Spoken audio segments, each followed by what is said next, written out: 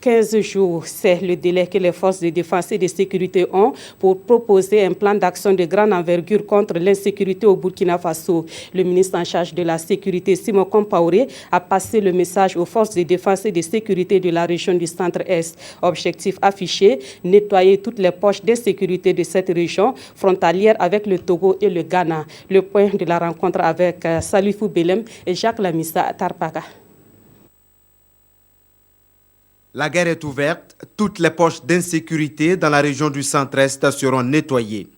Simon Compaoré, le ministre de la Sécurité, réunit ici à Tinkorogo les forces de défense et de sécurité présentes dans la région. Militaires, gendarmes, policiers, douaniers, agents des eaux et forêts et gardes de sécurité pénitentiaire, tous vont prendre part à cette opération. Toutes ces forces-là qui sont sur le territoire du Centre-Est, les réunir à un moment donné, pendant une courte période, pour faire un ratissage dans la zone. Ça, c'est en dehors des missions régulières que ces forces-là, ou des initiatives locales de ratissage à l'échelle locale que ces forces-là font. C'est en dehors de cela.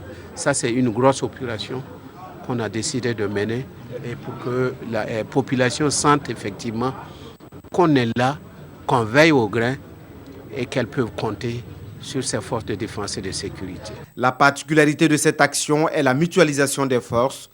Les victoires communes sont plus valorisantes que les victoires individuelles, rappelle aux hommes le directeur général de la police nationale, Lazare Tarpaga. Et c'était l'occasion pour les forces présentes d'exposer les difficultés, insuffisance du personnel et du matériel.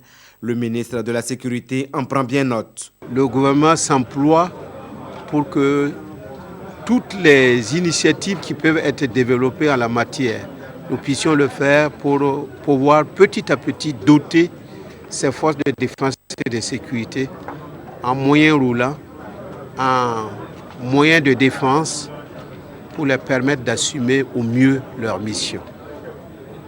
Et puis nous avons profité de rappeler les mesures de vigilance, contrôle dans les hôtels, dans les marchés, dans les gares routières et faire en sorte qu'au niveau de nos frontières, il y ait tolérance zéro par rapport à ceux qui viennent, qui veulent franchir nos frontières sans avoir des documents. Le débat sur les groupes d'autodéfense Kogolwego est bien clos selon Simon Compaoré. Ils seront utiles en renseignement pour les forces régulières. Les différents corps ont aussi reçu les félicitations et les encouragements de la hiérarchie et du gouvernement.